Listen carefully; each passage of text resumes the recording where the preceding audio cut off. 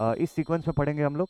सबसे पहले बात करेंगे radio tuning and concept of bandwidth की, देन उसके बाद concept of Q factor and then selectivity in the RLC circuit. ये तीन चीज़ अगर आप पढ़ लेते हैं तो आपका सीरीज आरएलसी एट रेजोनेंस का पार्ट जो है वो कंप्लीट हो जाता है। ठीक है, सो दिस इज इंपॉर्टेंट। तो अभी फिलहाल स्टार्ट करते हैं। पहले क्विक सा एक रिकैप आपको बता दूं कि पिछली क्लास में हम लोगों ने क्या क्या पढ़ा हुआ है। तो उसका एक फर्स्ट से एकदम जल्दी जल्दी से हम लोग एक रिव्यू जैसा देख लेते हैं। ठीक है, तो देखिए, जब पिछली क्लास हम लोग पढ़ रहे थे आरएलसी सर्किट का एट रेजोनेंस, तो वहाँ पर मैंने कुछ बेसिक थिंग्स आपको बताया हुआ था, है ना। वहाँ पर कुछ बेसिक थिंग्स हम लोग डिस्कस किए थे। RLC at resonance. तो अभी हम लोग फिलहाल ये सारा टॉपिक जो है वो सीरीज सर्किट के रिस्पेक्ट में पढ़ रहे हैं। ओके, तो सीरीज सर्किट के रिस्पेक्ट में हम लोगों ने कुछ दो तीन बातें देखी थी। एक क्विक से रिव्यू में आप देखिएगा, जहाँ मैंने आपको बोला था कि कंडीशन ऑफ रेजोनेंस क्या होता है।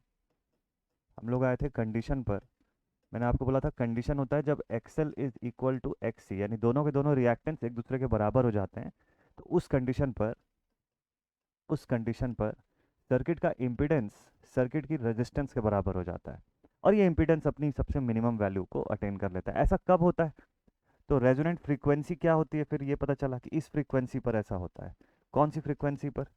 कि F naught is equals to 1/2 pi under root L C. इस फ्रीक्वेंसी पर ऐसा होता है। ठीक है, ये अगर हर्ट्ज में कोई पूछे तो। लेकिन अगर कोई आपको रेडियंस पर सेकंड में पूछे तो 1/√LC इन रेडियंस पर सेकंड। इस फ्रीक्वेंसी पर ऐसा होता है। फिर यहाँ से हम लोगों ने डिस्कस करना शुरू किया था कि आफ्टर इफेक्ट्स क्या क्या होते हैं हर कंडीशन पर। कि भाई अगर सपोज कर लीजिए कि ये रेजोनेंट फ्रीक्वेंसी से बड़ी फ्रीक्वेंसी पर हम जाएं, उस कंडीशन में सर्किट कैसे बिहेव करता है, इंडक्टिव होता है कि कैपेसिटिव होता है। ये सारा कुछ हम लोगों ने पिछली क्लास में स्टडी किया था। ठीक है, तो उसको जरूर से देख लीजिएगा आप। और अगर उसको देख चुके हैं तो फिर आज यहाँ से कंटिन्यू करते हैं हम लोग आगे। तो अब हम लोग पहुँच गए थे एक पॉइंट पर जहाँ पे मैंने आपको तीन केसेस बताए थे, है ना, तीन अलग अलग कंडीशंस बताए थे। ये तीनों कंडीशंस मैं लिख लेता हूँ ताकि आपको आगे का ग्राफ बनाना आपके लिए आसान रहे। तो इसको शॉर्ट में लिख देते हैं। पहला था case number 1 at the frequency F L smaller than resonant frequency. फिर दूसरा था case number 2 at frequency F naught. और फिर इसके बाद आएगा case number 3 at frequency F H which is greater than resonant frequency. ये तीन कंडीशंस हम लोगों ने पिछली क्लास में स्टडी किया था। ठीक है, इसी तीन का बेसिक जो है वो मैंने आपको बताया था, और इसी के ऊपर आज का सेशन जो है शुरू होगा, इसी पॉइंट से। तो सबसे पहले बात करते हैं कि ये जो तीनों फ्रीक्वेंसीज है इस पे सर्किट का बिहेवियर कैसा था। तो इसके लिए ग्राफ हम लोग ड्रॉ किए थे। इस तीनों पॉइंट्स को समझने के लिए एक ग्राफिकल एक्सप्रेशन था हमारे पास। वो जो ग्राफिकल एक्सप्रेशन था वो कुछ ऐसा था, ये देखिए। तो सबसे पहले हम लोगों ने यहाँ पे एक्सेल को ट्रेस किया था which was proportional to frequency. Then उसके बाद मैंने बताया था कि एक्सी जो है इनवर्स प्रोपोर्शन टू फ्रीक्वेंसी चलता है। एक्सी की वैल्यू जो है वो फ्रीक्वेंसी के बढ़ने से घटती है, तो इसलिए हमारे पास एक रेक्टेंगुलर हाइपरबोलिक ग्राफ जो है वो अवेलेबल था। और रेजिस्टेंस का ग्राफ बनाओ या ना बनाओ इससे कोई फर्क नहीं पड़ता, क्योंकि रेजिस्टेंस को एज पर इट्स मैग्नीट्यूड आप कहीं पर भी ट्रेस कर सकते हैं। ठीक है, ये जो ग्राफ मैंने ट्रेस किया कौन कौन सी क्वांटिटीज के बीच में है, this is between supply frequency and reactances XL XC, ये सब ओम्स में। ठीक है, इस ग्राफ की मैं बात कर रहा हूँ। तो इस ग्राफ से हमको दो तीन कंक्लूजन जो है वो मिले थे इस पॉइंट पर। क्या क्या कंक्लूजन्स थे देखते हैं ध्यान से। आज की क्लास में मेजरली चीज़ें आपको मैं ग्राफ के थ्रू बताऊंगा, बहुत अच्छे से क्लियर होगा। बस ये पूरा वीडियो टिल द एंड देखिएगा बिना स्किप किए, बहुत कुछ आपको क्लियर हो जाएगा इसमें से। So this is the point where XL becomes equal to XC. इस पॉइंट पर एक्सएल और एक्सी दोनों बराबर हो जाते हैं। ठीक है, ये कब होता है? जब हम रेजोनेंट फ्रीक्वेंसी पे पहुंचते हैं। कौन सी रेजोनेंट फ्रीक्वेंसी? जो पिछले पेज में मैंने बताया 1/2 pi under root L C. ठीक है, एट दैट फ्रीक्वेंसी ये कंडीशन आती है। अच्छा ठीक है, अब इससे पहले की कंडीशन पे क्या हो रहा है?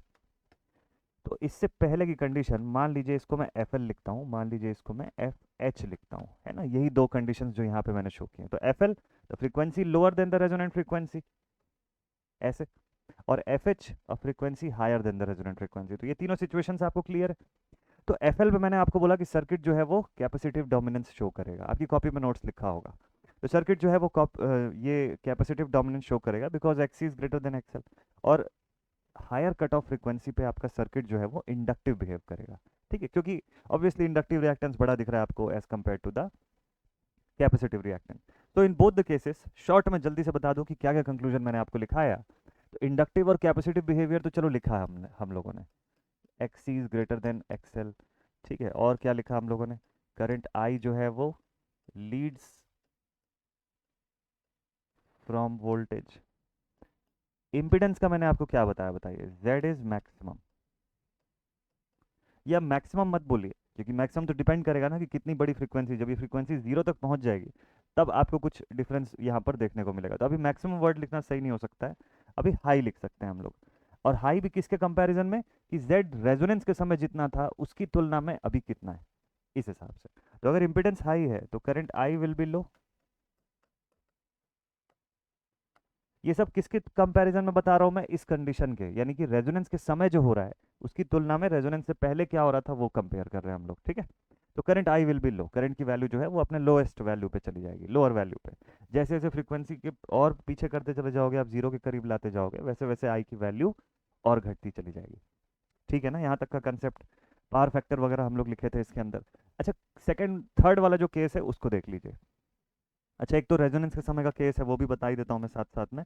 तो इस समय हम लोगों ने देखा था कि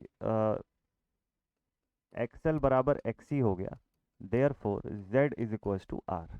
तो हमको समझ में आया कि Z is minimum, Z is minimum, Z अपनी अभी तक की सबसे लोएस्ट वैल्यू पर पहुंच जाएगा, क्योंकि उसका पूरा रिएक्टिव कंपोनेंट ही खत्म हो गया, ठीक है। अगर जेड मिनिमम है तो करंट आई जो है वो मैक्सिमम पे चला जाएगा, अपनी पीक वैल्यू पे, हाईएस्ट वैल्यू पे, पूरे के पूरे ग्राफ के दौरान सबसे बड़ी वैल्यू अगर करंट की कभी आएगी तो वो रेजोनेंस के समय ही आ रही है, ठीक है। Current is at maximum.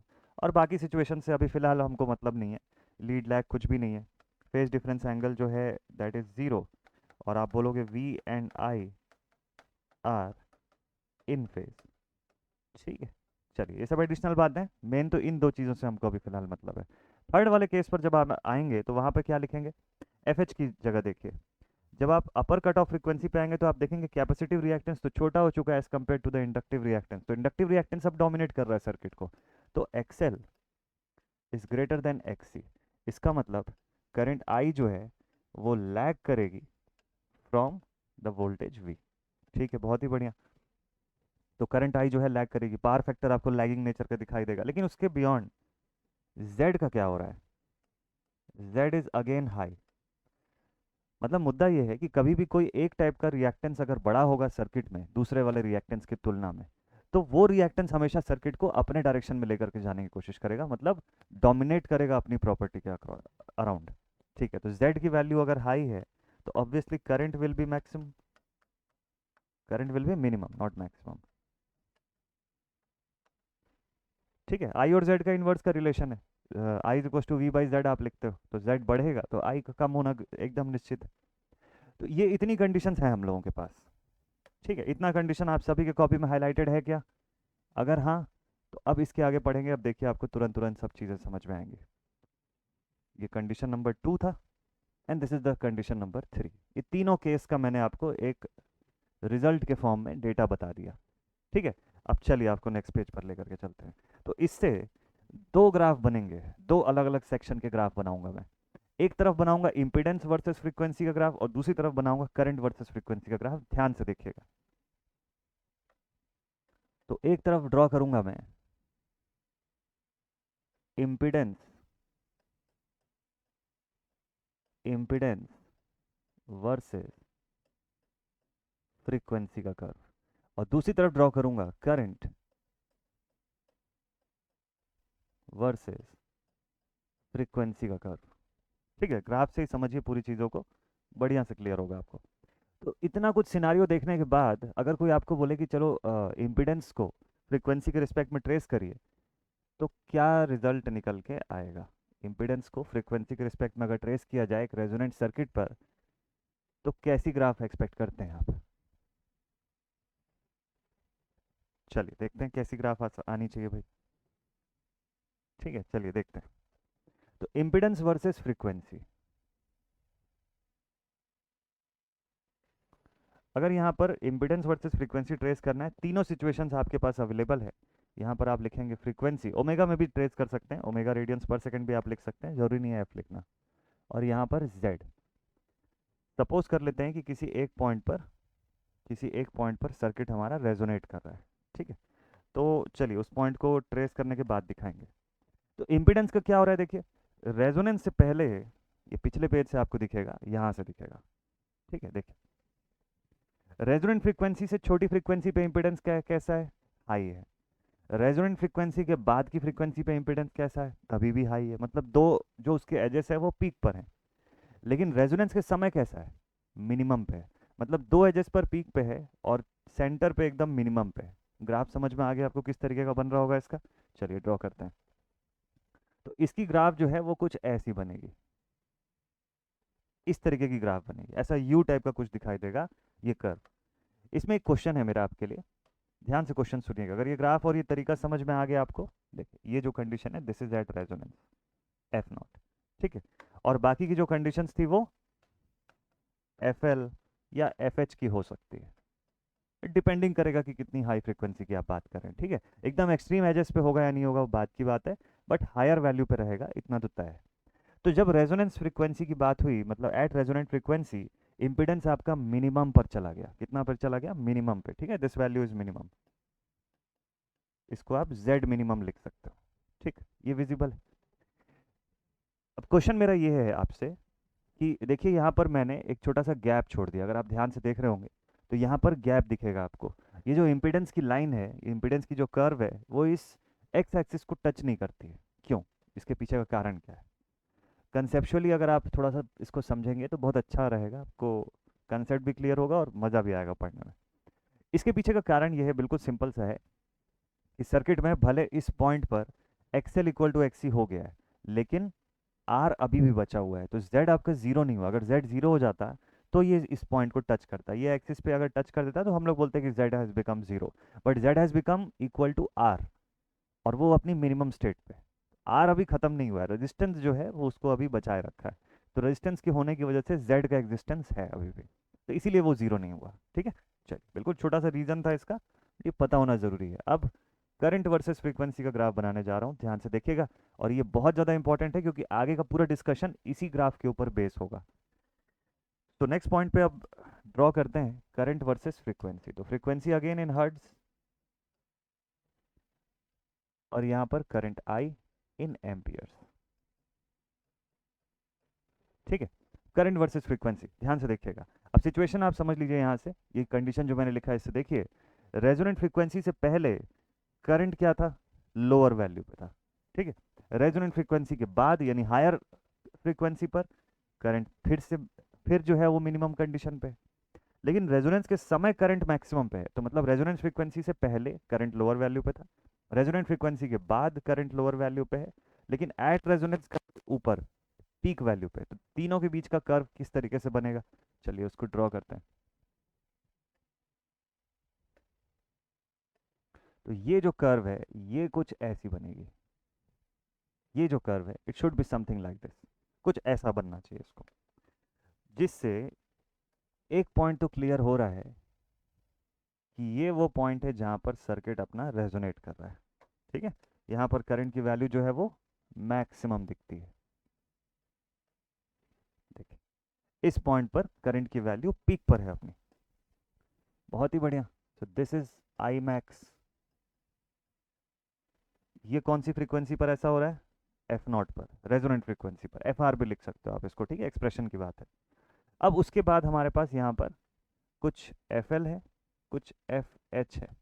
अभी इसकी वैल्यू डिफाइंड नहीं है, जब मैं बैंडविड्थ बताऊंगा तो इसकी वैल्यू को डेफिनेट फॉर्म में आपको बताऊंगा कि डिफाइंड फॉर्म में कैसे कहाँ पर बनाना चाहिए, ज़्यादा अच्छा रहता है, ठीक है। तो ये आपके पास करंट की जो ग्राफ है वर्सेस फ्रीक्वेंसी ये आ गई। इसी ग्राफ को हम लोग क्या बोलते हैं, इसका एक पर्टिकुलर नाम है, तो it is particularly known as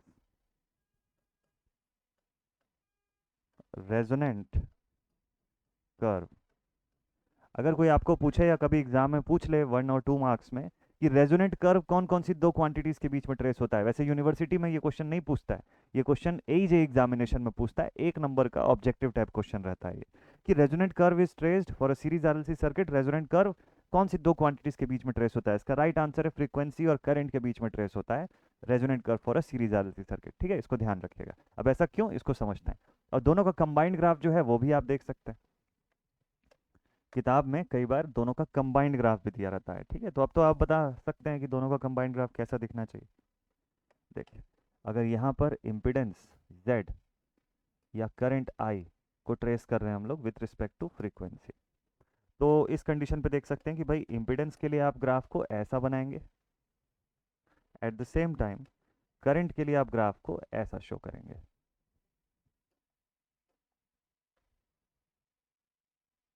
like this, इस तरीके से।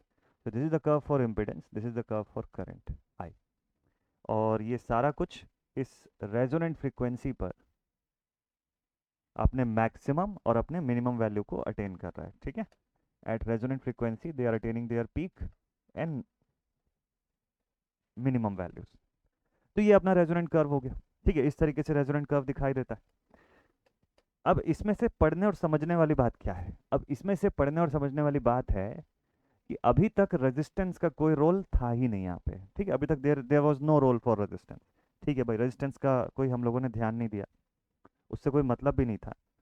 और कंडीशन पे ये हुआ कि भाई सर्किट पे रेजिस्टेंस कम हो रहा है या ज़्यादा हो रहा है, इससे कोई फर्क नहीं पड़ रहा है, सर्किट हमारी एज इट इज़ जैसे बिहेव करती है वैसे ही चल रही है। ठीक है, अच्छा, पावर एट रेजोनेंस कितना हो गया इस समय? रेजोनेंस के समय पावर कितना हो गया उसको भी समझना जरूरी है ना। चलिए एक टॉपिक लिख लेते हैं जल्दी से, पावर एट रेजोनेंस। तो भाई रेजोनेंस के समय का पावर का एक्सप्रेशन अगर आप देखें, हाँ, रेजोनेंस के समय का पावर का अगर आप एक्सप्रेशन देखें तो उसको किस तरीके से लिखते हैं? तो भाई पावर का एक्सप्रेशन नॉर्मली हम लोग लिखते हैं, जब मैं पावर बताऊंगा तो आपको ये डिटेल में बता दूंगा, और V R M S into I R M S into cos phi, ऐसे ही लिखते हैं। ठीक है, इसी तरीके से लिखते हैं। अब इसी को वी आर एम एस को और क्या लिख सकते हैं मैक्सिमम के फॉर्म में? V M by root two I M by root two cos phi. ठीक है, इंटू कॉस फाई, इस फॉर्म में लिख लिया हम लोगों ने। अच्छा, तो जब रेजोनेंस की कंडीशन होती है, सपोज कर लीजिए सर्किट आपका जब रेजोनेट कर रहा है एफ नॉट पर, कॉस फाई की वैल्यू क्या होगी? तो भाई देखिए, फाई तो खुद ही कितना के हो जाता है, फाई की वैल्यू खुद ही जीरो हो जाती है, no phase difference between the voltage and current. तो at resonance you can say कि phi is 0 degrees, so therefore cos phi will be unity, therefore cos phi will be at unity 1। तो अब आपके पास power कितना हो गया resonance के समय? Vm by root two I M by root two. वही cos phi का फैक्टर तो 1 हो गया ना, ये तो हट गया यहाँ से। ठीक है, इसको थोड़ा सा और एक्सपेंड करते हैं, करंट के फॉर्म में मान लीजिए लिखना है, तो I can also write power is equals to I M into R upon root two into I M by root two. ठीक है, so power can be equal to I M का square into R divided by two. ये expression power का जो है वो रहता है। इस एक्सप्रेशन को ध्यान रखिएगा, आगे चल के एक्सप्रेशन काम का होने वाला है। So this is the power at resonance. This is the power at resonance. Resonance के समय सर्किट में कितना पावर डिसिपेशन होगा वो इस एक्सप्रेशन से आपको दिखता है। अब इस एक्सप्रेशन के बाद एक चीज हमको ये देखना है कि दो फ्रीक्वेंसीज की हम लोग बात कर रहे हैं बार बार, इसके कंसेप्ट को समझने के लिए थोड़ा सा रेडियो ट्यूनिंग पर आपको मैं लेकर के चलता हूँ। ठीक है, ध्यान से देखिएगा। अब हम लोग आते हैं bandwidth bandwidth and radio tuning पर। अगर इतनी दूर का कंसेप्ट आपको समझ में आ गया तो फिर आप इसको आगे कंटिन्यू देखिए इस वीडियो को। ठीक है, यहाँ तक अभी जितना भी मैंने बताया आपको, क्या सारी चीज़ें आपको क्लियर हो गई ना अच्छे से? कहीं पे किसी भी पॉइंट पे अगर डाउट होगा तो पहले उसको देखिएगा, तभी आगे का कंटेंट देखिएगा, अदरवाइज समझ में नहीं आएगा। अगर पिछला तक क्लियर हो गया, आपको पूरा चीज़ समझ में आ गया कि करंट वर्सेस फ्रीक्वेंसी की ग्राफ या इंपिडेंस वर्सेस फ्रीक्वेंसी की ग्राफ मैंने कैसे बनाया, तब आप आगे बढ़िए इस पॉइंट पर। ठीक है, अब आते हैं हम लोग बैंडविड्थ एंड रेडियो ट्यूनिंग पर। रेडियो ट्यूनिंग का कंसेप्ट जो है वो काम कैसे करता है, रेडियो ट्यूनिंग के एग्जाम्पल से मैं आपको ये समझाने की कोशिश करूंगा, एंड लेट्स होप कि आपको ये बढ़िया से क्लियर हो जाए। तो भाई हम लोग सबसे पहले तो रेजोनेंट कर्व जो बनाते हैं उसी से ही पूरा चीज़ समझेंगे रेडियो ट्यूनिंग को। चलिए इस बार मैं ओमेगा नॉट से डिनोट करता हूँ, ठीक है। अभी तक मैंने फ्रीक्वेंसी इन हर्ट्ज लिखा ना, इस बार ओमेगा से शो कर देता हूँ इसको, ओमेगा रेडियंस पर सेकेंड, एंगुलर फ्रीक्वेंसी से शो करते हैं। दोनों में से किसी भी फॉर्म से आप बना सकते हो, इस फॉर्म से बनाते हैं इस बार। तो जब मैं अगर करंट की कर्व बनाऊंगा तो करंट की कर्व जो है वो ऐसी बनेगी, हाँ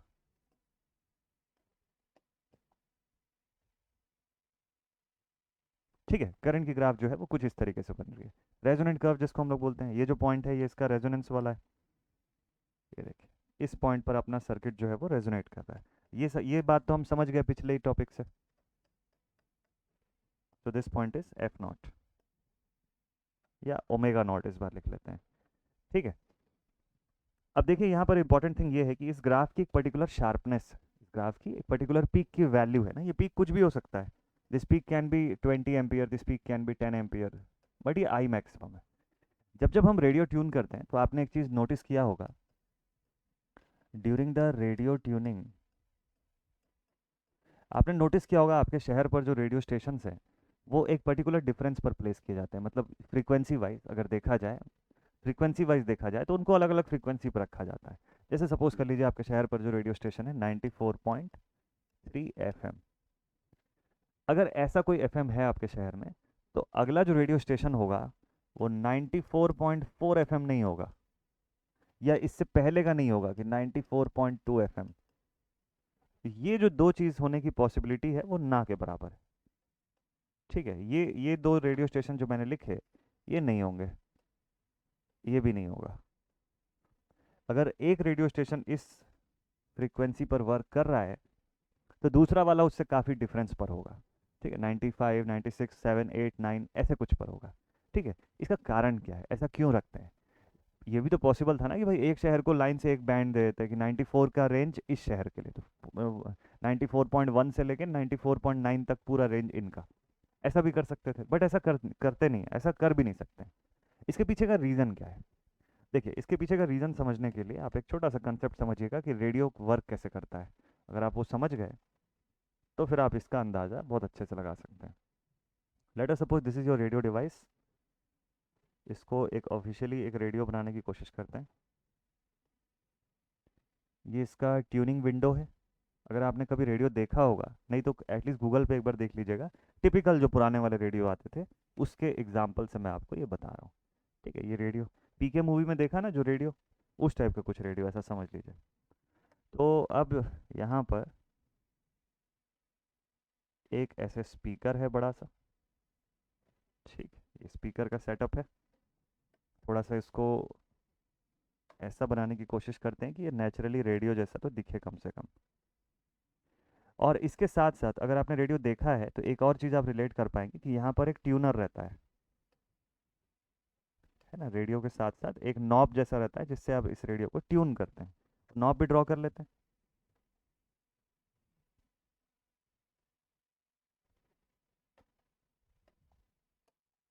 और यहाँ पर इसका ऐसे ट्यूनिंग सेक्शन रहता है, ओके।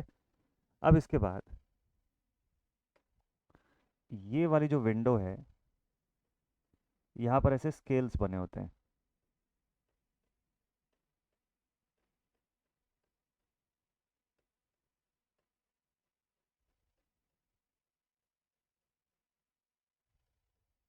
Like this.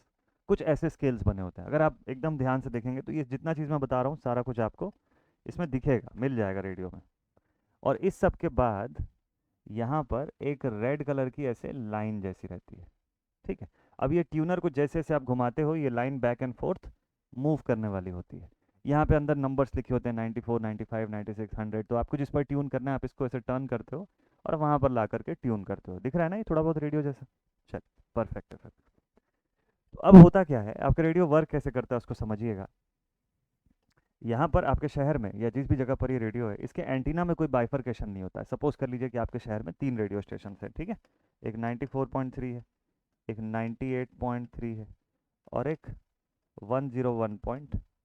ये सब एफएम है, सब फ्रीक्वेंसी मॉड्यूलेटेड वेव्स हैं। ये सबकी फ्रीक्वेंसी आपको मेगाहर्ट्ज, किलोहर्ट्ज, मेगाहर्ट्ज के रेंज में नॉर्मली गिवन है, नॉर्मली मेगाहर्ट्ज के रेंज में रहती है, ठीक है।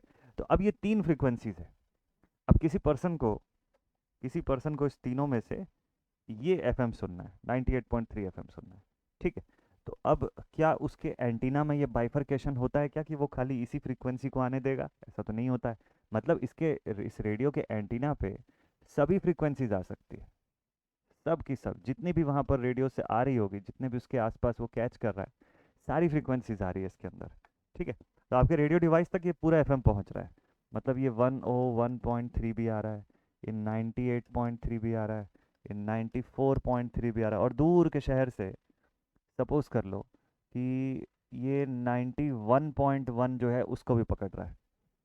तो इतनी फ्रीक्वेंसीज इस रेडियो के एंटीना तक पहुंच रही है, लेकिन आपको स्पेसिफिकली कोई एक ही फ्रीक्वेंसी का जो स्टेशन है उस पर ट्यून करना है, उसी को सुनना है बस, ठीक है। तो आप इसको घुमाना शुरू करते हैं, घुमाते घुमाते उस फ्रीक्वेंसी पर लाते हैं और वो एक ऑडियो आपको अच्छे से क्लियर सुनाई देने लग जाता है। बट इसके पीछे का वर्किंग क्या रहता है? दूसरा क्वेश्चन, ये जिस नॉब को घुमाते हैं इसके पीछे क्या डिवाइस रहती है? क्या ये वेरिएबल रजिस्टर होता है, वेरिएबल इंडक्टर होता है, या वेरिएबल कैपेसिटर होता है? ये 2-3 पॉइंट समझना ज़रूरी है। नॉर्मली लोग क्या करते हैं, साउंड वाउंड बढ़ाने कम ज़्यादा करने के लिए एक वेरिएबल जो है वो रजिस्टर का इस्तेमाल करते हैं, ठीक है। एक साउंड का बटन मैंने इसके अंदर बनाया नहीं है, तो आप इसको फुल साउंड पर मत सुनिएगा, एक छोटा सा साउंड का बटन भी बना देते हैं ऐसा, साउंड का नॉब भी। अब ठीक हो गया? हाँ जी। तो होता क्या है कि देखिए, जितनी भी ये सब फ्रीक्वेंसीज हैं इनकी अपनी करस्पॉन्डिंग कुछ ईएमएफ होती है। ये जितनी भी फ्रीक्वेंसी होती है, क्योंकि ये जितनी भी जो फ्रीक्वेंसीज आपको मिल रही है ना, ये सब इलेक्ट्रोमैग्नेटिक वेव्स हैं, they are all electromagnetic waves. तो इलेक्ट्रोमैग्नेटिक वेव है तो कुछ ना कुछ तो ईएमएफ भी होगी इसकी अपनी खुद की।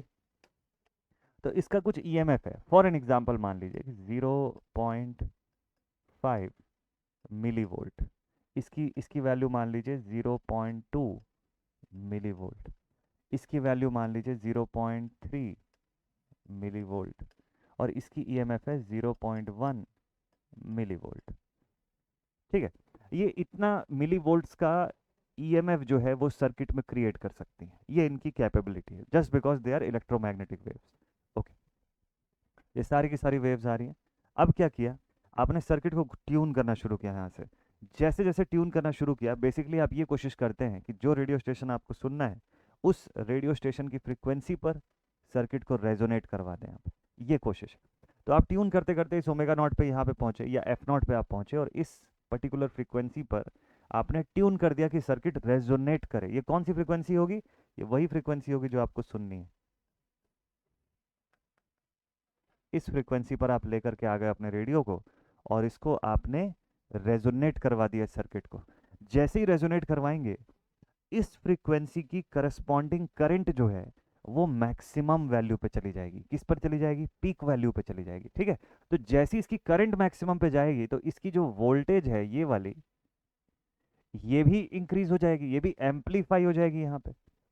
और ये जब एम्पलीफाई हो जाएगी तो उस कंडीशन पे आपका सर्किट जो है या स्पीकर जो है, इसकी वैल्यू अब इतनी बढ़ जाएगी कि स्पीकर आसानी से इसको प्ले करने लग जाएगा और आपको बाहर इसी का ऑडियो सुनाई देगा। इनका जो वोल्टेज है या इनसे जो ईएमएफ बन रहा है वो इतना लोअर वैल्यू का है, और प्लस इनकी करस्पॉन्डिंग करंट भी इतनी छोटी है कि उस पर से सर्किट कोई रिस्पॉन्स ही नहीं देगा।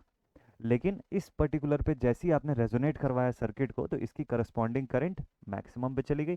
करंट मैक्सिमम पे गई तो ईएमएफ भी बढ़ जाएगा, मैक्सिमम पे चला जाएगा, एम्पलीफाई हो जाएगा, और एम्पलीफाई हो जाएगा तो स्पीकर उसको प्ले करने के लेवल पर आ जाएगा, आपको वो सिग्नल सुनाई देने लग जाएगा, ऑडियो। क्लियर है ये बात?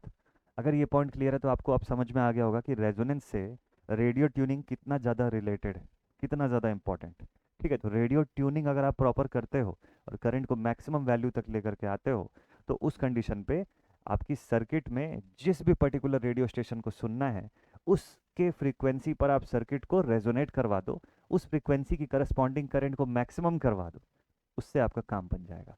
अब दूसरा क्वेश्चन कि फिर कैसे इसको हम लोग इस किसी एक पर्टिकुलर फ्रीक्वेंसी पे सर्किट को रेजोनेट कैसे करवा सकते हैं?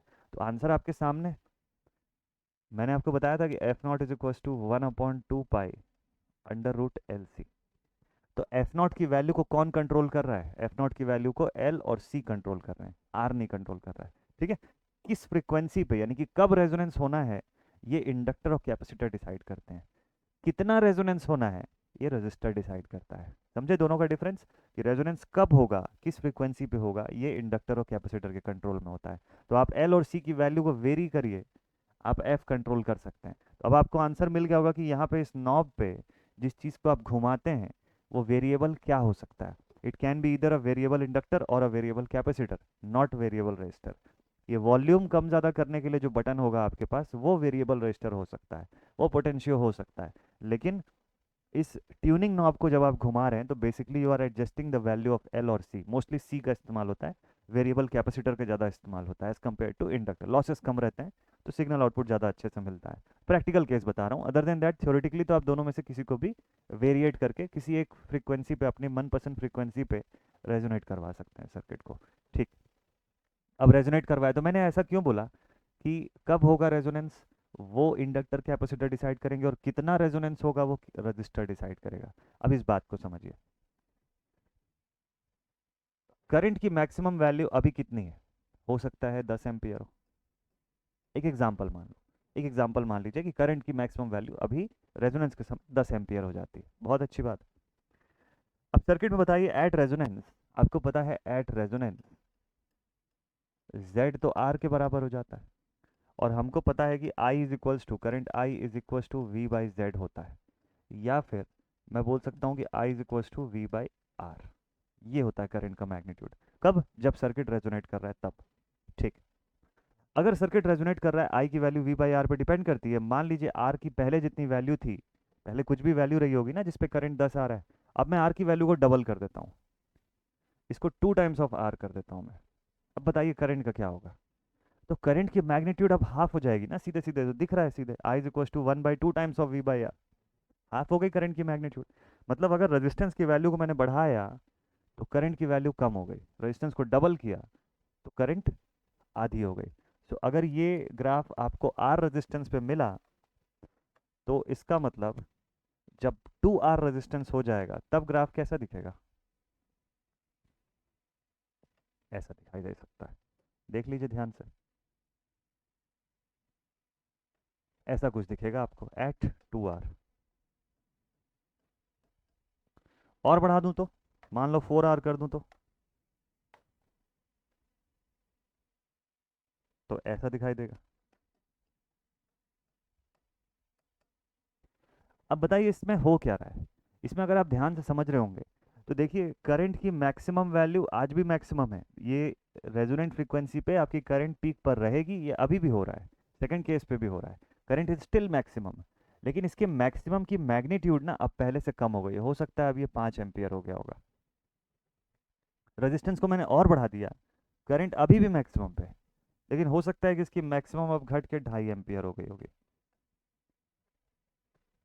तो मतलब ये है कि अगर आपके सर्किट में करंट की वैल्यू किसी एक फ्रीक्वेंसी पे बहुत ज़्यादा हाई होती है तब उसकी करस्पॉन्डिंग ईएमएफ भी बहुत हाई होती है और तब वो बहुत क्लियरली सुनाई देता है। लेकिन करंट की ये मैक्सिमम वैल्यू की मैग्नीट्यूड ही अगर छोटी है तो इससे जो एम्पलीफिकेशन होगा वो भी छोटा होगा, और एम्पलीफिकेशन कम होगा तो उस रेडियो का स्टेशन ट्यून तो हो जाएगा लेकिन सुनाई अच्छे से नहीं देगा आपको, आपको डिस्टरबेंस या नॉइजेस के साथ सुनाई देगा। ये सबसे बड़ी डिस्टरबेंस आती है। तो इसीलिए आप देखिएगा जब आप जैसे कोई सस्ता हेडफोन खरीदते हैं या सस्ते स्पीकर्स कोई खरीदता है तो उसमें से आवाज़ बहुत अच्छे क्लैरिटी के साथ नहीं आती है, उसमें नॉइजेस का इफेक्ट जो है वो साथ में रहता है उसके। और बहुत अच्छा आप महंगा हेडफोन्स खरीद रहे हैं जिस पे लिखा है नॉइस कैंसिलेशन या जिसके ऊपर लिखा है कि हाई बैंडविड्थ ट्यूनिंग वगैरह उसके अंदर है, तो ऐसे डिवाइसेस में आप देखिए बहुत क्लैरिटी से आवाज़ सुनाई देगी, एकदम क्रिस्प एंड क्लियर आवाज़ आती है उसमें। तो ये इसके पीछे का कारण होता है, इसी टेक्नोलॉजी पे वर्क करते हैं, चाहे आपके मोबाइल फ़ोन्स हो चाहे हेडफोन्स हो जो नॉइस कैंसिलेशन वाले आप जो खरीदते हैं, वो उनका बेसिक वर्किंग यही प्रिंसिपल के ऊपर काम करता है। क्लियर है यहाँ तक सभी को?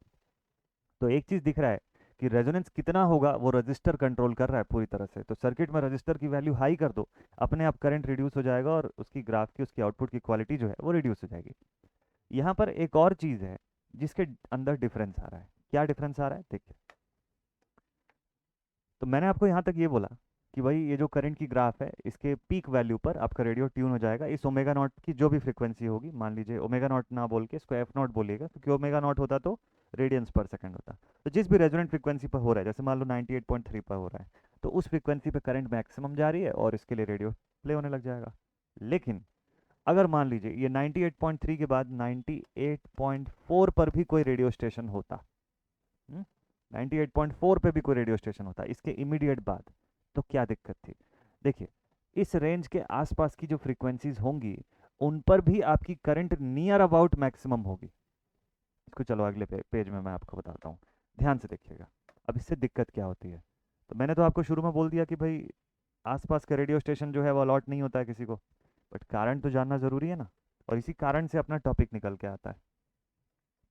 मान लो ये एफ नॉट है और ये आपके पास करंट है, एफ नॉट या ओमेगा नॉट जो भी आप चाहें लिखिए इसको, और करंट की ये ग्राफ जो है ये मैं बना रहा हूँ। तो भाई हमको समझ में आ गया इस तरीके से करंट की ग्राफ बन रही है, हमको यहाँ पे इस पॉइंट पर मैक्सिमम करंट मिल रहा है। ठीक, चलिए this is the case for maximum current. तो इस फ्रीक्वेंसी पे आपका सर्किट जो है वो रेजोनेट कर रहा है। ठीक है, इस फ्रीक्वेंसी पे आपका सर्किट जो है वो रेजोनेट कर रहा है, दिस एफ नॉट। ठीक है, इसको एफ रहने दीजिए, दिस इज एफ। तो इस फ्रीक्वेंसी पे सर्किट रेजोनेट कर रहा है। ठीक, इस फ्रीक्वेंसी के अलावा भी किसी फ्रीक्वेंसी पे सर्किट रेजोनेट कर सकता है क्या? ये मैक्सिमम करंट का रेंज है इसका।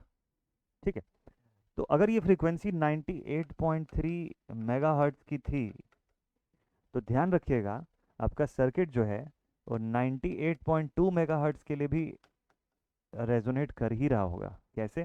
देखिए, इसके इमीडिएट बगल की फ्रीक्वेंसी जो है उसको देखिए, यहाँ पर जो फ्रीक्वेंसी होगी जस्ट इसके बगल में,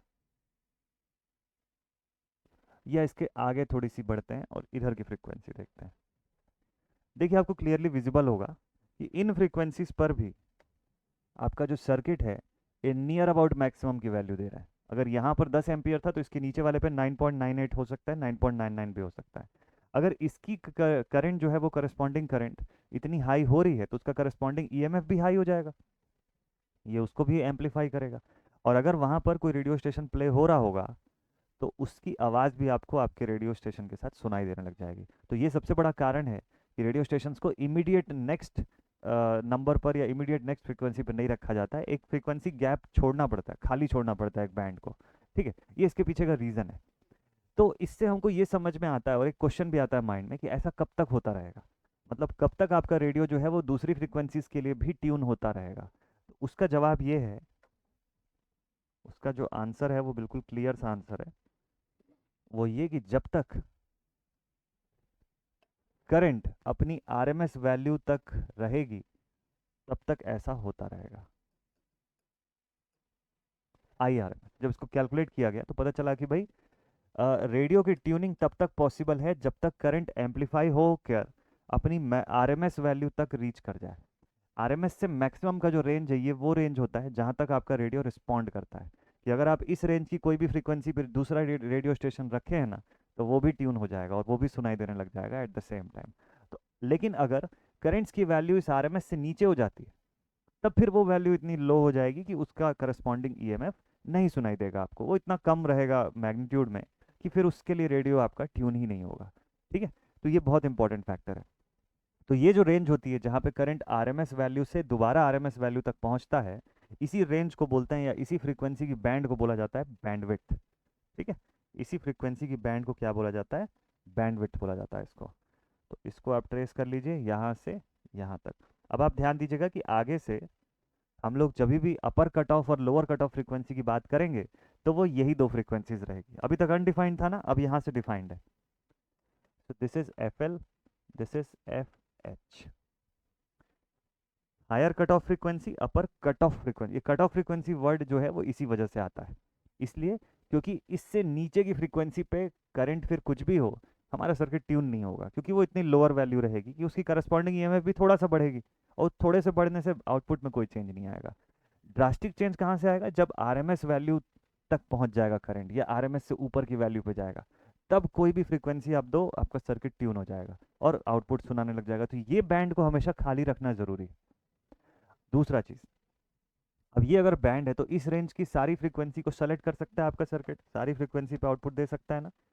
तो मैं इन सभी फ्रीक्वेंसीज के रेंज को ऐसे दिखा देता हूँ, लाइक दिस। मतलब ये ग्रीन बैंड ये दिखाता है कि इसके अंदर की सब फ्रीक्वेंसी के लिए आपका रेडियो जो है वो रिस्पॉन्ड करेगा।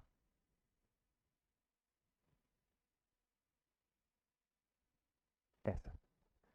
तो मतलब आपका रेडियो जो है उसका वर्किंग किस तरीके का है, वो इतने रेंज ऑफ फ्रिक्वेंसीज को सेलेक्ट कर सकता है या एक्सेप्ट कर सकता है।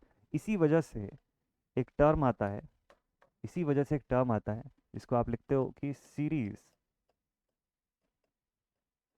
RLC circuit is also known as is also known as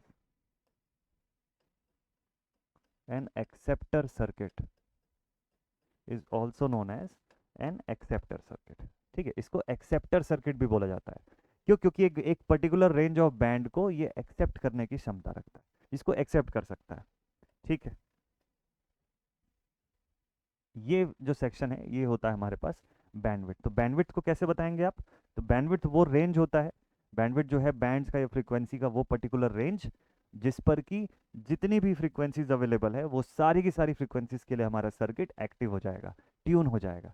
ठीक है, तो बैंडविड्थ जो होता है, बैंडविड्थ को डिनोट करते हैं हम लोग डेल ओमेगा से या डेल एफ से। ठीक है, अगर डेल ओमेगा लिखा हुआ है तो यूनिट क्या हो जाएगी, रेडियंस पर सेकेंड हो जाएगी, और डेल एफ लिखा हुआ है तो बैंडविड्थ को हर्ट्स में डिनोट करेंगे। इसकी यूनिट समझ गए आप दोनों? ठीक है, दोनों यूनिट इसकी क्लियर है आपको? अब इसको डिनोट कैसे करते हैं, इसका फॉर्मूला क्या बनता है? तो भाई डेल ओमेगा अगर लिखेंगे तो this is omega H minus omega L, ऐसा लिखेंगे। और अगर डेल एफ के फॉर्म में लिख रहे हैं तो this is F H minus F L. Higher frequency minus lower frequency, यही बताएगा आपको bandwidth. Upper cut off frequency, lower cut off frequency, इसी से बैंडविड्थ मिलेगा आपको। ये डिपेंड किस पे करता है? वैसे तो इसके पीछे पूरा डेरिवेशन है, बट यूनिवर्सिटी एग्जाम में इतना डेप्थ में कभी नहीं पूछता है। ईएससी के पेपर में मेंस में इसका क्वेश्चन आता है, ईएससी के मेंस में इसका डेरिवेशन भी पूछता है, तो जिसमें डिस्क्रिप्टिव टाइप का पेपर रहता है। अदर देन दैट डेरिवेशन और कहीं पूछता नहीं है किसी एग्जामिनेशन में। तो मैं आपको डायरेक्टली बताता हूँ कि जब जब सीरीज आरएलसी सर्किट की बात होगी ना, for series RLC circuit, series RLC circuit, तो बैंडविड्थ जो होगा वो किसका कंपोनेंट होगा? Bandwidth will be the resultant of R and L, मतलब रेजिस्टेंस और इंडक्टेंस के ऊपर डिपेंड करेगा पूरा का पूरा बैंडविड्थ। ठीक है, तो इसलिए हम लोग यहाँ पे लिख सकते हैं कि for series RLC circuit bandwidth is equal to R by L, या फिर del of F is equals to R upon 2 pi L. ये दोनों एक्सप्रेशन बैंडविड्थ के लिए रहेंगे। ठीक है, दोनों एक्सप्रेशन इसलिए बता रहा हूँ ताकि अगर हर्ट्स में क्वेश्चन में दिया रहा है तो हर्ट्स में आप बता सकते हो इस फॉर्मूले से, ओमेगा रेडियंस पर सेकंड्स के फॉर्म में दिया हो तो इस तरीके से आप बता सकते हैं। ठीक है, तो this is in radians per second and this one is in hertz. तो बैंडविड्थ को ऐसे रिप्रेजेंट किया जा सकता है। अगर फॉर्मूले वाइज कभी कैलकुलेट करने की बारी आई, ऐसे कैलकुलेशन हो सकता है इसका। ये आता कहाँ से एक्सप्रेशन? ये डेरिवेशन से आता है। इसका डेरिवेशन मैं आपको नहीं करवा रहा हूँ क्योंकि इसके डेरिवेशन के ऊपर बेस कभी भी क्वेश्चंस नहीं आए हुए हैं, लेकिन हाँ इसके एक्सप्रेशन के ऊपर क्वेश्चन आता है, इसके रिप्रेजेंटेशन पे क्वेश्चन आता है, और इन दोनों फ्रीक्वेंसीज के ऊपर क्वेश्चन आता है। ये 3 टाइप की चीज़ों पर क्वेश्चन आता है, अभी वो भी बताऊंगा मैं आपको। तो बैंडविड्थ यहाँ तक आप समझ गए, बैंड का विड्थ जो है।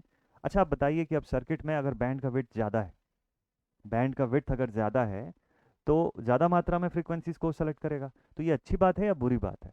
तो भाई अगर हमको नॉइज़ कैंसिलेशन सिस्टम चाहिए तो हमको चाहिए कि एकदम लीस्ट नंबर ऑफ फ्रीक्वेंसीज के लिए हमारा सर्किट रिस्पॉन्ड करे।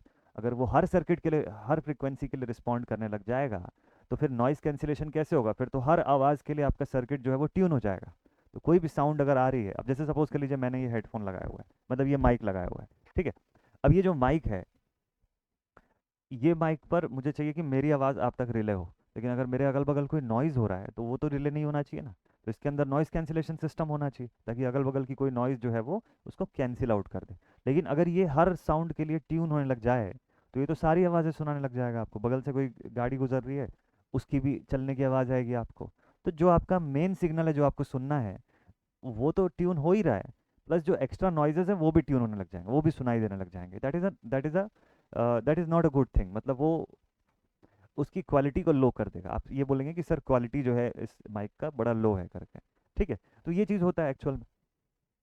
तो हमारे लिए इसी टाइप के सर्किट्स में एक वर्ड और आता है, एक और टर्म आता है, that is known as quality factor. अभी पढ़ेंगे इसी के अंदर। तो बैंडविड्थ का हाई होना उसकी सर्किट की क्वालिटी को रिड्यूस कर देगा, बैंडविड्थ का लो होना क्वालिटी को बढ़ाएगा। तो मैंने आपको दो ग्राफ बताया था यहाँ से, देखिए एक ग्राफ मैंने पिछले पेज में ड्रॉ करके बताया था, उसको ध्यान से समझिएगा। तो मैंने आपको बोला कि एक कंडीशन जब रेजिस्टेंस की वैल्यू जो है वो जब छोटी है, ठीक है। देखिए this is current I and this is versus frequency. तो जब रेजिस्टेंस की वैल्यू आर है तब करंट की वैल्यू यहाँ पर है आई मैक्स 1, ठीक है। तब करंट अपनी मैक्सिमम वैल्यू पे है। मान लीजिए मैंने रेजिस्टेंस की वैल्यू को इंक्रीज कर दिया, अब करंट कहाँ पे आया, रेजिस्टेंस की वैल्यू को मैंने डबल कर दिया, अब ये करंट इधर पर आ गया इस वैल्यू पर एट 2R। रेजिस्टेंस की वैल्यू को मैं और इंक्रीज कर देता हूँ, रेजिस्टेंस की वैल्यू को मैंने और इंक्रीज कर दिया, एट 4R कर दिया मैंने, ठीक है। और छोटा कर दो आप, सपोज कर लो 8R की बात कर लो आप। तो आप देख रहे हैं कि करंट अभी भी मैक्सिमम पे है। रेजोनेंस के समय करंट ऐसा नहीं है कि मैक्सिमम पे नहीं जा रही है, अब आरएमएस हो गई, ऐसा नहीं है। रेजोनेंस होगा तो करंट मैक्सिमम पर ही जाएगी, उसकी सिचुएशन फिक्स्ड है, उसमें कोई भी टाइप का चेंज नहीं हो रहा है। चेंज किस में हो रहा है, तो भाई देखिए जो चेंज हो रहा है वो बेसिकली किस चीज़ में हो रहा है, वो मैक्सिमम वैल्यू कितना होगा उस बात पे चेंज हो रहा है। और दूसरा, अगर आप थोड़ा और ध्यान से देखेंगे तो आपको दिखेगा बैंडविड्थ भी बदल रही है, सभी ग्राफ की बैंडविड्थ अलग अलग है। देखते हैं, चेक करते हैं इसको। सो दिस इज एफ नॉट, ठीक है। ये lower cut off frequency upper cut off frequency पहली ग्राफ का आप ड्रॉ करेंगे तो अलग बनेगा, दूसरी वाले का ड्रॉ करेंगे अलग बनेगा, तीसरे का ड्रॉ करेंगे अलग बनेगा, और चौथे का सबसे ज़्यादा होगा। अब जरा मुझे बताइएगा, ये चार ग्राफ बनी हुई है 1 2 3 4, ठीक है। इसमें से कौन सी कलर वाली ग्राफ है जिसका बैंडविड्थ हाईएस्ट होगा, सबसे बड़ा बैंडविड्थ किसका होगा। तो आप आंसर में बताएंगे कि सर जो ग्रीन कलर वाला ग्राफ है उसकी बैंडविड्थ सबसे लार्जेस्ट होगी, है ना, उसी की बैंडविड्थ जो है वो it will B largest of all. ये देखिए फर्स्ट वाले की बैंडविड्थ देखिए, फर्स्ट कर्व का बैंडविड्थ, सेकंड वाले में देखिए यहाँ से यहाँ तक ऐसा बन रहा होगा, थर्ड में देखिए, भाई हमको तो आरएमएस वैल्यू से मतलब है ना, तो आरएमएस वैल्यू यहाँ पर मिल रही है इस एक्सट्रीम्स पर, और लास्ट वाले में देखिएगा यहाँ पर। तो आप देखेंगे कि बैंडविड्थ जो है वो ग्रेजुअली इंक्रीज होती चली जा रही है, मतलब ये शार्पनेस जैसे जैसे कम होती जा रही है ग्राफ की, मतलब शार्पनेस कम हो रहा है तो बैंडविड्थ बढ़ रही है। और बैंडविड्थ अगर बढ़ रही है तो मतलब ज़्यादा नंबर ऑफ सिग्नल्स को ये इन कर लेगा, ज़्यादा नंबर ऑफ सिग्नल्स को ये अलाउ करेगा, ज़्यादा नंबर ऑफ फ्रिक्वेंसीज के लिए ये ट्यून होने लग जाएगा। तो इन चारों में से मैं आपको पूछूं कि सबसे हाईएस्ट क्वालिटी की ग्राफ कौन सी होगी, किस कलर की ग्राफ सबसे हाईएस्ट क्वालिटी का आउटपुट देगी आपको। तो आपका राइट आंसर जो है वो क्या होगा इस केस में, this will be the your right answer, कि भाई ऑरेंज कलर की जो ग्राफ है ये बताती है सबसे हाईएस्ट क्वालिटी का आउटपुट है, इससे हमको सबसे बेस्ट क्वालिटी का आउटपुट जो है वो मिलेगा। क्योंकि ये हर सिग्नल के लिए ट्यून नहीं होगी, एक पर्टिकुलर बहुत छोटे रेंज की सिग्नल्स के लिए ये ट्यून होगी, ठीक है। तो हमको समझ में आता है कि क्वालिटी फैक्टर जो हम पढ़ेंगे आगे चल के वो इन फैक्टर्स के हिसाब से वेरी करता है, तो ये हमको ध्यान देना पड़ता है। तो इसको कंट्रोल कौन कर रहा है, तो देखिए बैंडविड्थ का कंट्रोल किसके पास है, रजिस्टर के पास है। रजिस्टर को आप बढ़ाओगे, रेजिस्टेंस की वैल्यू को आप इंक्रीज करोगे तो बैंडविड्थ क्या होगा, इंक्रीज हो जाएगा, डायरेक्ट प्रोपोर्शन पे है ना। और रेजिस्टेंस की वैल्यू को छोटी करोगे तो बैंडविड्थ कम हो जाएगा, ठीक। अब बैंडविड्थ के कम ज़्यादा होने से ये जो लोअर कट ऑफ फ्रीक्वेंसी और अपर कट ऑफ फ्रीक्वेंसी है इनका क्या हो रहा है, चलिए नेक्स्ट पेज में समझते हैं इसको। थोड़ा सा ग्राफ ज़्यादा है इस टॉपिक के अंदर, बट समझ भी उसी से आएगा। थ्योरेटिकली समझने जाएंगे आप तो ये टॉपिक बोरिंग लगेगा और एकदम आप मेन मेन चीज़ें बस पढ़ के चले जाएंगे,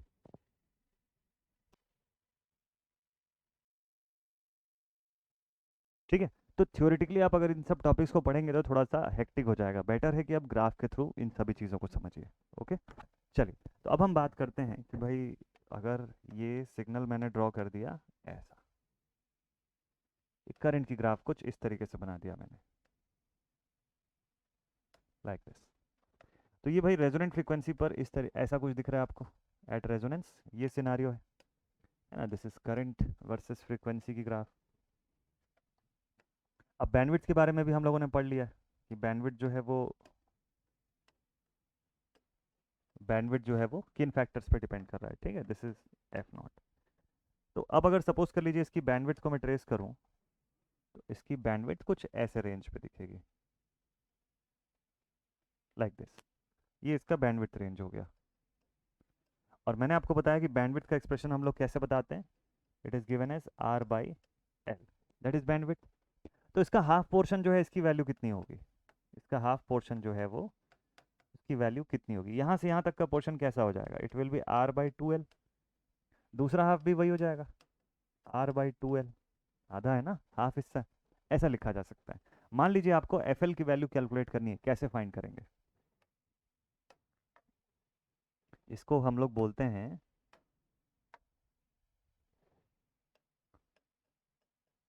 side band frequency. Side band frequency, ये आपका नेक्स्ट टॉपिक चल रहा है कि upper cut off and lower cut off frequency की वैल्यू कैसे निकाली जाती है। देखिए, तो साइड बैंड फ्रीक्वेंसी की वैल्यू कैलकुलेट करने के लिए आप लिखेंगे F L is equals to F naught minus R by two L. अब ध्यान दीजिएगा, ये जो आर बाई टू एल हम लोगों ने लिखा है, ये किस फॉर्म में है, ओमेगा रेडियंस वाले फॉर्म में है। मतलब बैंडविड्थ का एक्सप्रेशन अगर मैं रेडियंस पर सेकेंड्स के फॉर्म में करूंगा तब आर बाई एल लिखते हैं, अगर हर्ट्ज में करूंगा तो R by two pi L लिखते हैं। तो यहाँ के एक्सप्रेशन को थोड़ा सा सही कर लीजिएगा, तो ये एक्सप्रेशन बदल के क्या हो जाएगा, this will be R by two pi into two L. तो यानी कि एफ एल का एक्सप्रेशन हो जाएगा आपके पास F naught minus R by four pi L, एक एक्सप्रेशन, ये हर्ट्ज में है, this is in the terms of hertz. Similarly आप लिख सकते हैं, सिमिलरली अगर आपको एफ एच की वैल्यू भी बतानी है तो इसको भी ऐसे ही लिखेंगे, एफ नॉट इस बार प्लस हो जाएगा, देखिए resonant frequency plus this value, तो plus R by four pi L, ये भी हर्ट्ज में। ये वाला एक्सप्रेशन जो है this is also in hertz, ठीक है। इसी को आपको अगर ओमेगा के फॉर्म में क्वेश्चन में पूछ लेगा तो आप लिखेंगे कि omega L is equals to omega naught plus R by two L, sorry plus sign नहीं आएगा, माइनस साइन लिखिएगा यहाँ पे, ठीक है, minus R by two L, ठीक है। यहाँ पर फिर टू पाई लगाने की जरूरत नहीं क्योंकि ऑलरेडी चीज़ें ओमेगा के फॉर्म में है। और ओमेगा एच यानी कि अपर कट ऑफ फ्रीक्वेंसी बोलेगा तो ओमेगा नॉट से आगे कितना, R by two L times. ये इतना एक्सप्रेशन आपको ध्यान में रखना है जब जब आपको अपर कट ऑफ फ्रीक्वेंसी या लोअर कट ऑफ फ्रीक्वेंसी पूछेगा उसके लिए। दिस इज इन रेडियंस पर सेकेंड, ये बता लेंगे आप पूरा, दिस इज इन रेडियंस पर सेकेंड। इन्हीं दोनों सिचुएशंस को हाफ पावर फ्रीक्वेंसीज बोला जाता है, इन्हीं दो फ्रीक्वेंसीज को क्या बोलते हैं, हाफ पावर फ्रीक्वेंसी। इनका अगला नाम भी एक लिख लीजिएगा आप, they are also known as the half power frequencies. क्यों, क्योंकि देखिए एट ओमेगा नॉट यानी कि रेजोनेंस के समय पावर कितना निकल के आया था, पावर का कैलकुलेशन हम लोगों ने किया था ना, I M square R by two, power at resonance, ठीक है। तो जरा देखिए कि एट ओमेगा एल और ओमेगा एच, अब इस समय जरा बताइए फ्रीक्वेंसी कितनी मतलब पावर की वैल्यू कितनी आ जाएगी। तो भाई पावर के एक्सप्रेशन में आप क्या लिखेंगे, आप लिखेंगे, अब ये आई एम थोड़ी ना रहेगा इस समय, इस फ्रीक्वेंसी पे करंट कितना हो जाता है, आर एम एस हो जाता है। तो आप लिखेंगे आई आर एम एस यानी कि I M by root two का square into R divided by to.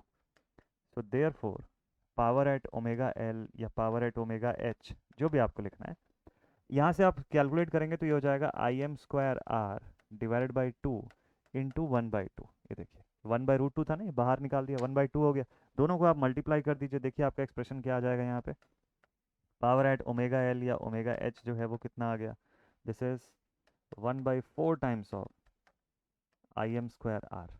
या एक और चीज़ कर लीजिएगा, इसको हाफ ही रहने दीजिए, I M square R by to.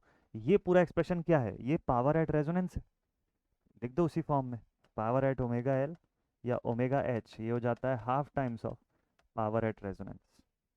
तो रेजोनेंस के समय जितनी पावर थी उसका आधा हो जाता है इन lower and upper cut off frequency पे, यही कारण है कि इनको हाफ पावर फ्रीक्वेंसी भी बोलते हैं हम लोग, ठीक है। This is the only reason why we call this frequencies as half power frequency. जब सिग्नल्स पढ़ेंगे तो एक और चीज़ आप पढ़ेंगे कि इनको 3 dB फ्रीक्वेंसी भी बोला जाता है। Half power frequency, upper cut of, lower cut off frequency, 3 dB frequency, ऐसे 3 नाम बनते हैं इस साइड बैंड्स के। ठीक है, और ये दोनों साइड बैंड का इफेक्ट क्या होता है ये आपको पता है अब। चलिए अब आपको नेक्स्ट टॉपिक पर लेकर के चलते हैं। अगला जो टॉपिक है, आज के सेशन में थोड़े ज़्यादा टॉपिक्स हम लोग कवर कर रहे हैं, बड़े बड़े टॉपिक्स हैं, एक बार आपको क्लियर हो जाए तो पैरेलल रेजोनेंस पढ़ने में ज़्यादा दिक्कत नहीं जाएगी फिर आपको। तो टॉपिक नंबर 2, सेकेंड टॉपिक जो है वो यहाँ से शुरू होता है। This is quality factor. Second topic is quality factor, जिसको क्यू फैक्टर भी बोला जाता है। क्वालिटी फैक्टर या क्यू फैक्टर कहलाता है ये टॉपिक। क्वालिटी फैक्टर होता क्या है इसके एक्सप्रेशन से समझिए। देखिए, क्वालिटी फैक्टर का मतलब होता है, क्वालिटी फैक्टर या क्यू फैक्टर का मतलब होता है क्यू फैक्टर। इसका एक्सप्रेशन क्या क्या होता है मैं आपको बताता हूँ। It is the ratio of the resonant frequency, it is the ratio of resonant frequency upon bandwidth divided by the bandwidth। तो क्वालिटी मैंने आपको समझा दिया कि भाई क्वालिटी क्या होता है, कि जो सिग्नल आउटपुट है वो किस क्वालिटी पे आपको मिल रहा है, उसकी आउटपुट जो है वो कितनी परफेक्शन के साथ मिल रही है, कितने कम नंबर ऑफ फ्रीक्वेंसीज के लिए वो ट्यून हो रहा है, तो वो उसकी क्वालिटी को हाई शो करेगा। ग्राफ की शार्पनेस जितनी हाई होगी क्वालिटी उतनी ज़्यादा होगी, बैंडविड्थ जितना पतला होगा उतनी हाई क्वालिटी का सिस्टम बनेगा। बैंडविड्थ की थिकनेस जितनी ज़्यादा रखोगे उतना लोअर क्वालिटी का आउटपुट क्रिएट होगा आपके सर्किट से। ठीक है, इस बात को ध्यान रखिएगा। तो इसको कैलकुलेट करने का तरीका क्या है, it is given as resonant frequency upon bandwidth. या फिर एक और तरीका बताता हूँ आपको, या फिर आप लिख सकते हो कि Q factor is equals to, Q factor is given as the ratio of maximum energy stored per cycle, maximum energy stored per cycle divided by the energy divided by the energy dissipated per cycle, the energy dissipated per cycle। ये भी Q factor का एक expression है ना, this is also the expression of a Q factor. ठीक है, ये दो एक्सप्रेशंस होते हैं क्यू फैक्टर के मेजर एक्सप्रेशन, बाकी फिर इसको सॉल्व करने या डिराइव करने का तरीका डिफरेंट हो सकता है। तो रेजोनेंट फ्रीक्वेंसी के फॉर्म में आप लिखोगे तो इसको आप लिखेंगे omega naught upon del omega, है ना, या फिर आप लिख सकते हैं कि F naught upon del F. बहुत सारे तरीके हैं बताने के। मैक्सिमम एनर्जी स्टोर्ड और मैक्सिमम एनर्जी डिसिपेटेड के फॉर्म में अगर आपको बताना है तो वी आई के फॉर्म में आप लिख सकते हैं, वी इंटू आई के फॉर्म में, उससे भी डेरिवेशन होता है। बट कोई एक तरीके से आपको मैं बता देता हूँ कि इसका एक्सप्रेशन निकलता कैसे है। इसका फाइनल एक्सप्रेशन क्या होता है, तो देखिए, फॉर ये जो दोनों मैंने आपको लिखवाया है ये जनरलाइज है। सीरीज के अलावा अगर आप पैरेलल रेजोनेंस सर्किट भी पढ़ेंगे तो एक्सप्रेशन तो यही रहता है, मतलब इसका जो रिप्रेजेंटेशन जो होता है वो यही रहता है। इसका जब डेरिवेशन करते हैं तो एंड रिजल्ट जो निकलेगा वो कुछ और हो जाता है, वो बदल जाता है। तो for series RLC circuit, for series RLC at resonance we can say that q factor is equals to, अब q factor देखिए इसका कैसे बता रहे हैं हम लोग यहाँ पे, मान लो F naught upon del F के फॉर्म में बता रहे हैं, है ना, या मान लीजिए omega naught upon del omega के फॉर्म में बता रहे हैं। तो इसको क्या लिख सकते हैं, ओमेगा नॉट की वैल्यू आपको पता है, it is given as 1 upon under root L C, and this whole thing is divided by del omega which is nothing but R by L. Solve कर दीजिए इसको। So therefore Q factor will be given as 1 by R, ये R side में हो गया, ऊपर चला गया L और divided by under root L C, ऐसा लिख सकते हैं। या फिर इसी को आप और थोड़ा इलेबोरेट कर लो। So the value of Q factor will be equal to 1 by R, L का स्क्वायर कर दीजिए ऊपर का, ठीक है, तो ये पूरे पे रूट आ सकता है अपॉन एल सी। इसको थोड़ा और सॉल्व कर लेते हैं लास्ट में, 1 by R under root L by C, L square और एल कैंसिल हो गया, ये फाइनल एक्सप्रेशन आपके पास बचता है। तो जब जब आप सीरीज आरएलसी सर्किट के लिए मान लीजिए क्वेश्चन में देता है क्यू फैक्टर कैलकुलेट करो, इंडक्टर रजिस्टर कैपेसिटर तीनों की वैल्यू दे दिया, तो आप इस तरीके से कैलकुलेट कर सकते हैं। ये एक्सप्रेशन एकदम परफेक्ट एक्सप्रेशन है क्यू फैक्टर निकालने का। आप दो तीन और तरीके होते हैं इसको डिराइव करने के, एनर्जी के फॉर्म से भी आप डिराइव कर सकते हो, लेकिन एंड रिजल्ट पे यही मिलेगा आपको, किसी भी तरीके से आप डिराइव करो, ठीक है, एंड रिजल्ट आपके पास यही रहता है। तो this is the expression for Q factor, quality factor.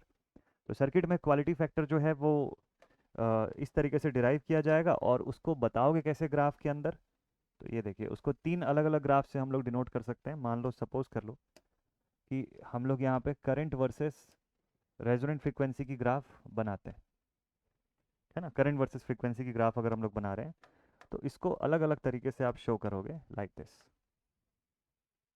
देखिए ये एक ग्राफ हो गई। सेकंड ग्राफ में हम लोग क्या करते हैं, ये मानते हैं कि क्वालिटी रिड्यूस कर देते हैं, मतलब बैंडविड्थ को इंक्रीज कर रहे हैं, आर की वैल्यू को डबल कर रहे हैं, तो ऐसा हो जाएगा। और थर्ड ग्राफ में आप क्या कर दीजिए, इसको और चेंज करिए इस तरीके से। अब आप देखेंगे कि कोई आपसे पूछे क्वालिटी हाई किस पे है, तो आप इसको बोलेंगे हाई क्यू फैक्टर। अब मान लो अगर इसकी ग्राफ, इस ग्राफ को मैंने Q1 लिख दिया, इसकी क्वालिटी को Q2 लिख दिया, और इसकी क्वालिटी को Q3 लिख दिया, तो बिल्कुल क्लियर है कि आप लिख सकते हैं कि Q1 is greater then Q2 is greater then Q3। इनके क्वालिटी का ये रिलेशन आप बता सकते हैं, क्योंकि सिंपल सी बात है कि यहाँ पे बैंडविड्थ छोटी है, यहाँ पर बैंडविड्थ उससे बड़ी है, और ये थर्ड वाले में बैंडविड्थ सबसे ज़्यादा बड़ी है। तो जैसे जैसे बैंडविड्थ इंक्रीज होगी उसके इन्वर्स प्रोपोर्शन पर चलता है क्वालिटी, क्वालिटी फैक्टर जो है उसके जस्ट इन्वर्स प्रोपोर्शन पर चलता है। तो उस हिसाब से आप समझ सकते हैं।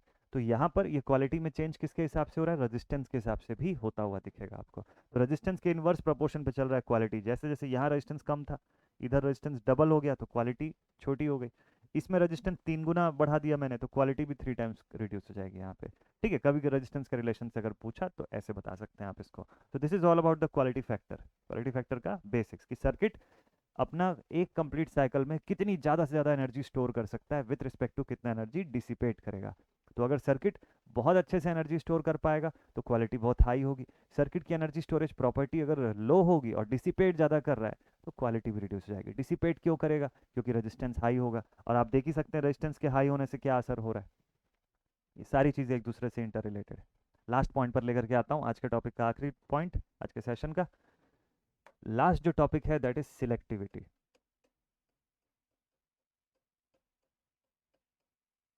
तो the last point is selectivity. भाई सिलेक्टिविटी क्या होता है? सिलेक्टिविटी इज, इसमें लिख देते हैं, it is the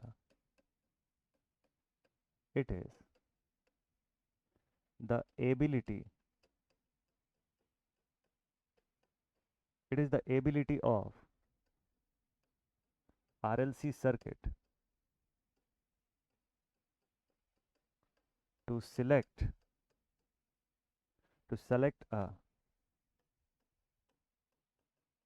particular band of frequencies, ठीक है। सेलेक्टिवनेस और selectivity both are two opposite things. कोई सर्किट ज़्यादा सेलेक्टिव होगा तो उसकी सेलेक्टिविटी जो है उसमें डिफरेंस रहेगा। इस तरीके से मतलब बात यह है कि कोई सर्किट जो है, जैसे मैं दो दो ग्राफ आपको दिखाता हूँ, ये दोनों ग्राफ से आपको क्लियर आइडिया लग जाएगा। ये देखिए यहाँ पे दो ग्राफ्स मैंने ड्रॉ किया। अभी दोनों ग्राफ से समझिएगा ध्यान से, आपको बहुत अच्छे से क्लियर हो जाएगा ये चीज़। This is the first graph, this is the second graph, ठीक है। ये करंट वर्सेस फ्रीक्वेंसी यहाँ पर भी है, करंट वर्सेस फ्रीक्वेंसी इधर भी है, ये भी करंट है वर्सेस फ्रीक्वेंसी। ओके, अब देखिए सपोज कर लीजिए कि this is the point where the circuit is resonating. इस पॉइंट पर आपका सर्किट जो है वो रेजोनेट कर रहा है, ठीक है, इस फ्रीक्वेंसी पर। सो दिस इज एफ नॉट, यहाँ पर भी मैंने इसको एफ नॉट से शो कर दिया, ठीक है, ये इसकी रेजोनेंट फ्रीक्वेंसी है।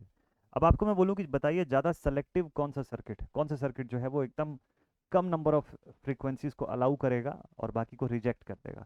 ठीक है, तो आप बोलेंगे सर फर्स्ट वाला ग्राफ जो है इसमें ऐसा होगा, और ये बात सही भी है। ये देखिए, ये फर्स्ट वाले ग्राफ में अगर आप देखेंगे तो एक छोटे से बैंड ऑफ फ्रीक्वेंसीज को ये अलाउ करेगा, और जैसी इसकी करंट अपनी आरएमएस वैल्यू को रीच करेगी ये फ्रीक्वेंसीज को अलाउ करना बंद कर देगा। ये देखिए, मान लेते हैं कि ये इसका रेंज है, और यहाँ पर इसकी आरएमएस वैल्यू अटेन होती है, यहाँ से यहाँ तक इसका आरएमएस का रेंज है। तो एक बहुत छोटे से बैंड ऑफ फ्रीक्वेंसीज को इसने अलाउ किया, उसके आगे की किसी भी फ्रीक्वेंसी को ये नहीं अलाउ करेगा ट्यून होने के लिए, ठीक। जबकि दूसरे वाले केस को आप नोटिस करिए, सेकंड केस पर आप देखेंगे तो corresponding value of all of these frequencies will also be selected by the circuit. ये देखिए ऐसा कुछ आपको दिखाई देगा। तो इसकी आरएमएस वैल्यू के आते तक बहुत बड़ा रेंज ऑफ फ्रीक्वेंसी जो है वो सेलेक्ट हो जाएगा।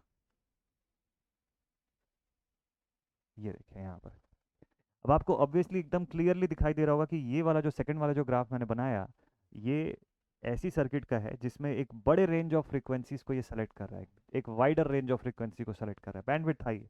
यहाँ पर ये एक शॉर्टर रेंज ऑफ फ्रीक्वेंसीज को सेलेक्ट कर रहा है, बैंडविड्थ लो है इसकी। तो क्वालिटी किसकी हाई है? इस फर्स्ट वाले की क्वालिटी हाई है, सेकंड वाले की क्वालिटी लो है। और सेलेक्टिव प्रॉपर्टी किस में ज़्यादा अच्छी है? फर्स्ट वाले में सेलेक्टिव प्रॉपर्टी ज़्यादा अच्छी है। लेकिन सेलेक्टिविटी उल्टा होता है हमेशा सेलेक्टिवनेस के, ठीक है। इसको आप ऐसे समझ सकते हैं कि हायर, लिखवा देता हूँ मैं इस पॉइंट को, हायर द selectivity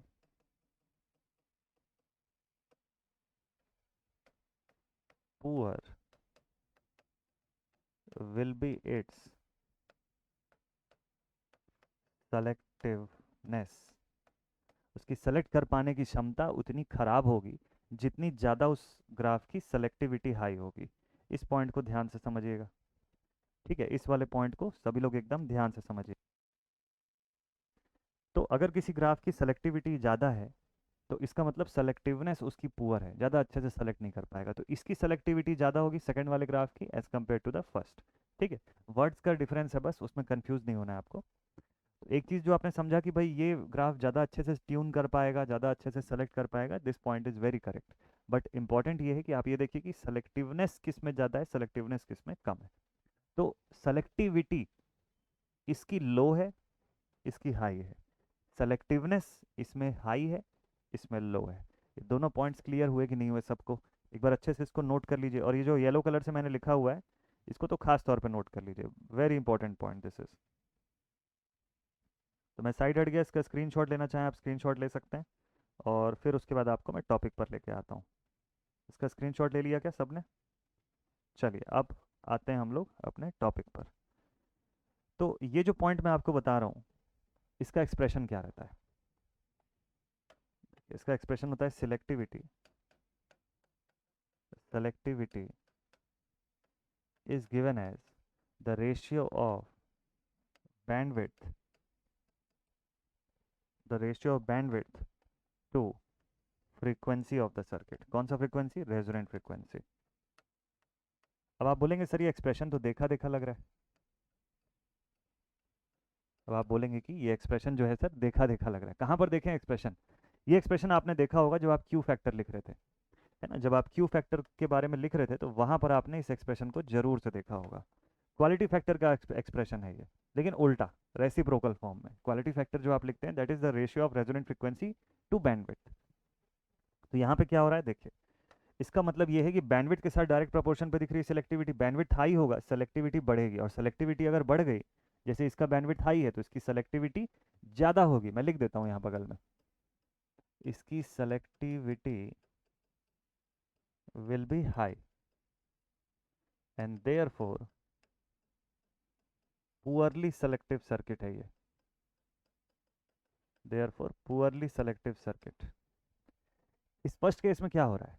इस फर्स्ट केस में आप लिखेंगे कि यहाँ पर बैंडविड्थ लो है तो सेलेक्टिविटी भी लो आएगी, and therefore it is a highly selective circuit. Therefore it is a highly selective circuit. बहुत अच्छे से सेलेक्ट कर लेगा, बहुत थोड़ी सी सिग्नल्स को ही ये सेलेक्ट करेगा, ठीक है। तो ये इसका एक्सप्रेशन है। तो एक्सप्रेशन वाइज और कैसे आप लिखते हो? So it is also given as selectivity,